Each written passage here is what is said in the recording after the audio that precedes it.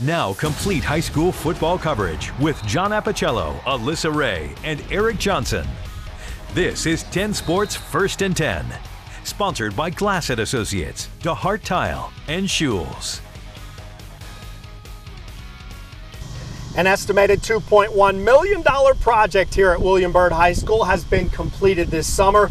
The facilities upgrade includes a new turf field here at Patterson Stadium, a 6-lane rubberized track that will host the 4A Regional in 2018, and upgrades to the practice fields with Bermuda grass, along with adding lights to the practice fields. It is a great way to start the 2017 season for the Terriers as we welcome you inside Patterson Stadium for our First and 10 high school football special. I'm John Appicello, and it was a great finish to last year. We had 4 state champions and 1 runner-up in 2016. One of the finest seasons in recent memory in Southwest Virginia. And we'll start with the program that many have tried to emulate. They say imitation is the sincerest form of flattery. Actually, Colton said that. Centuries later, he's referring to the Salem Spartans. That said, Salem completed the journey to back-to-back state 4A titles with a gutsy 13-game win streak after dropping their opener to Amherst. Coach Stephen Magenbauer's team took down Dinwiddie in a classic come-from-behind finish. The program has 8 state titles, including 4 since Coach Mags took over in 2004. And the goal remains the same in Salem, regardless of the season, and so does the work. I credit our players and our coaches. I mean, you know, successful football, in my opinion, is very boring. It's day after day. It's the same thing, trying to get better at it. And if your players can remain focused and do that, then normally you have decent teams. Well, you know, every year is so different. It's something that we don't talk about at all is the past very much. You know, certainly you have some guys that have some experience, so that always helps. But we got a lot of spots. We got a new QB and we got a new middle linebacker. So sort of the quarterbacks on the offense and defense we got to replace. So a lot of work to do. To the 3A ranks, Blacksburg was 2-4 after 6 games last year, but they finished the season with a flourish, got into the 3A West bracket, and never lost again. 4 playoff wins later, and the Bruins were taking home the title despite a 5-loss season. This year, they returned that senior running back Cole Beck, who now has nearly 30 D1 offers, but the defending 3A champion Bruins move up to the 4A ranks. Despite the jump, their goal remains the same. Well, it's an opportunity to do something that hasn't been done before yet, you know, in Virginia, to compete, you know, from 3A state title to try to go as far as we can in 4A, and obviously the competition will be a little different. The biggest thing being more depth at all the positions. So, you know, our kids are excited, and I think they're ready for the challenge.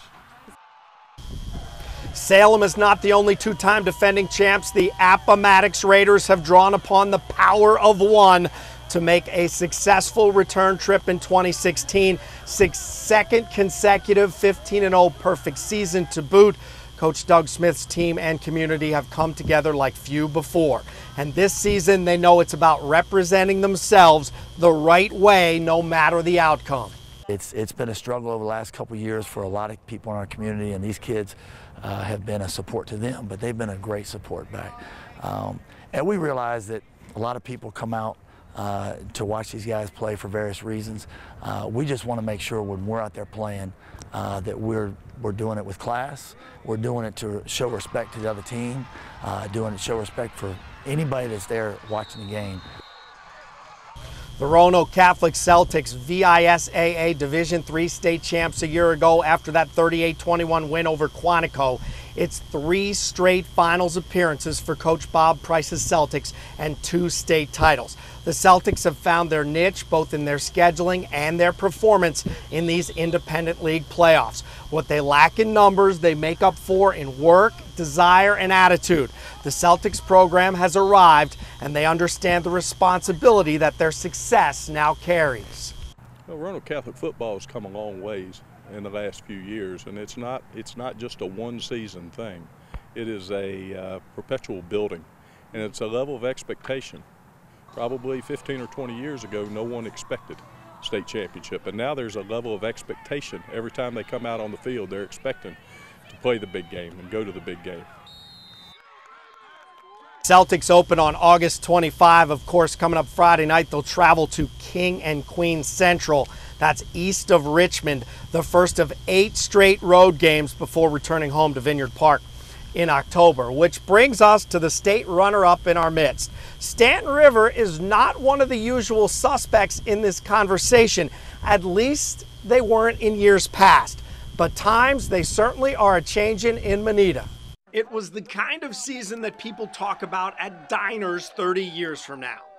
Stanton River's football program reached its first ever state championship game in the fall of 2016, treating scoreboards like pinball machines behind a single wing rushing attack that racked up 465 yards and 62 points in a state semifinal. The 8-point state final loss to Blacksburg, while disappointing, did not dampen the accomplishments of a program that has had only 4 winning seasons since 1999.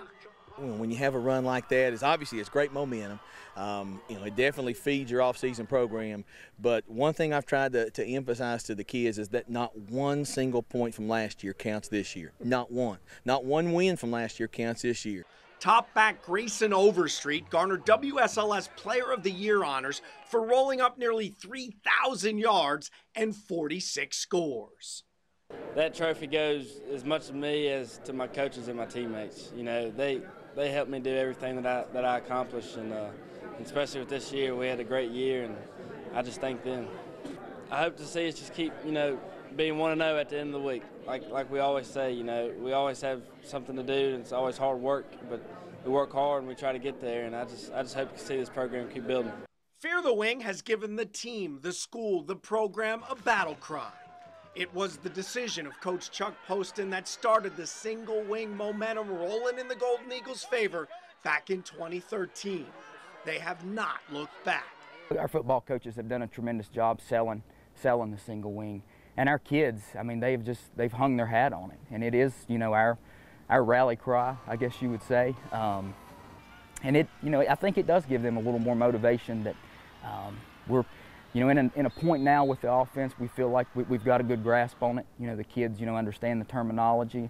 And I think that gives them more confidence going into Friday night. It definitely felt like it fit our personnel because we weren't the biggest guys, so we got down on hips and moved people out. Instead of just pass setting and coming at them with our hands, we're using our shoulders and better running backs than we had receivers.